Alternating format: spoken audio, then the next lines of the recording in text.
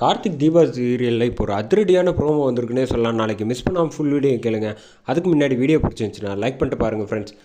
தீபா கூட கார்த்தி வந்து செம கோவத்தில் வந்து வேகமாக வராங்க. வந்தோன்னே வந்து பார்த்தா தாலி கட்டி முடிச்சிடுறாங்க. கல்யாணம் முடிஞ்சிருச்சு. அது முடிஞ்சதுக்கப்புறமேட்டு கார்த்தி வந்து சத்தப்படுறாங்க ஆனந்தை பார்த்து. என்னடா பண்ணி வச்சுருக்க, கொஞ்சம் கூட உனக்கு மனசாட்சியே இல்லையா? அங்கே ஒருத்தங்க அண்ணின்னு இருக்காங்க, அவங்க மீனாட்சி, அவங்களுக்கு என்ன பதில் சொல்ல போகிறான்னா அதை பற்றி நீலாம் ஒன்றும் சொல்ல தேவையில்லை. ஆனந்த் வந்து செம கடுப்பில் வந்து கெத்தாக பேசுகிறாப்புல கார்த்திக்கிட்ட. செம கோவமாக இருந்துச்சுன்னு சொல்லலாம் பார்க்குறதுக்கு.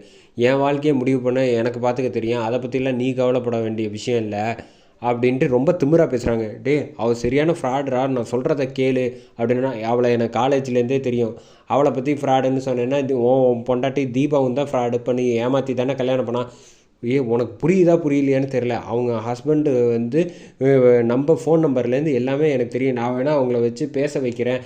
அவங்க இது வரைக்கும் அவங்க சொன்னது எல்லாமே பொய்டா, தயவு செஞ்சு சொல்கிறத நம்புடா அப்படின்னோடனே, நீ சொல்கிறதெல்லாம் நான் நம்ப மாட்டேன். ரியா பொய் சொல்ல மாட்டா. ஏன் ரியா, அவள் வந்து என்றைக்குமே வந்து எனக்கு உண்மையாக தான் இருப்பாள் காலேஜ்லேருந்தே. நீ வேணும்ன்ட்டு என்னை குழப்ப பார்க்குற, அதெல்லாம் எனக்கு தெளிவாக தெரியும் அப்படின்னு சொல்கிறாங்க.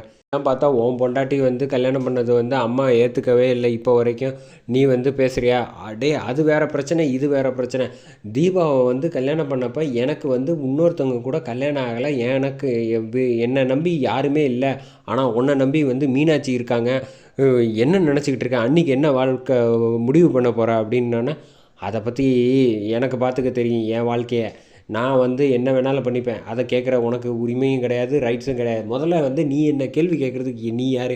நான் என்றைக்காவது தீபா கூட நீ வந்து பிரச்சனை பண்ணியிருக்கா? எதுவாக இருந்தாலும் உன் குடும்பத்தை விஷயத்தில் வந்து நான் தலையிட்டேனா? இல்லை இல்லை, உன் வாழ்க்கையில். அதே மாதிரி என் வாழ்க்கையில் நீ தலையிட உனக்கு என்ன உரிமை இருக்குது அப்படின்னு சொல்லிட்டு, வா ரியா போகலான்ட்டு கையை பிடிச்சி இப்படி வேகமாக கார்த்திகை சொல்கிறத கேட்காம தைரியமாக அழைச்சிட்டு போயிட்டாப்புல. ஆனால் ஆனந்த் இவ்வளோ கேவலமாக நடந்துக்கிட்டு இருப்பாருன்னு நம்ம யாருமே நினச்சி கூட பார்க்கலன்னே சொல்லலாம்.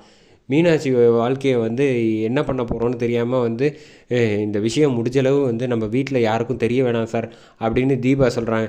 இல்லை தீபா, தயவு செஞ்சு சொல்கிறது தான் நல்லது. அண்ணி வந்து மனசு வந்து கஷ்டப்பட்டாலும் அவங்களுக்கு வந்து விஷயம் தெரியணும். இவனை நம்பிலாம் வந்து மேற்கொண்டு ஏமாறக்கூடாது அப்படின்னு. சார், அவங்களால அதை ஏற்றுக்கவே முடியாது, தாங்கவே முடியாது இந்த விஷயத்தை. அதனால் நான் சொல்கிறத முதல்ல கேளுங்க அப்படின்னு சொல்கிறாங்க. நம்ம சொன்னால் அவங்க வந்து ஏதாவது முடிவு தப்பாக எடுத்துக்கிட்டாங்கன்னா நம்ம என்ன பண்ணுறது? அதனால் சொல்ல வேணாம். அவங்க அம்மாவுக்கு வேற வந்து உடம்பு முடியல, இப்போ தான் வந்து உடம்பு சரியாகிட்டு வருது. இந்த சமயத்தில் வந்து மேற்கொண்டு பெரிய பிரச்சனையை வந்து உருவாக்க வேணாம். நம்மளே வந்து அவள் வந்து ரியா தப்பானவங்கிற ஆதாரத்தை வந்து அவங்க ஹஸ்பண்டை வர வச்சு நிரூபிப்போம் அப்படின்னு தீபா சொல்கிறாங்க. அதோட அதிரடியாக ப்ரோமோ முடிக்கிறாங்கன்னே சொல்லலாம்.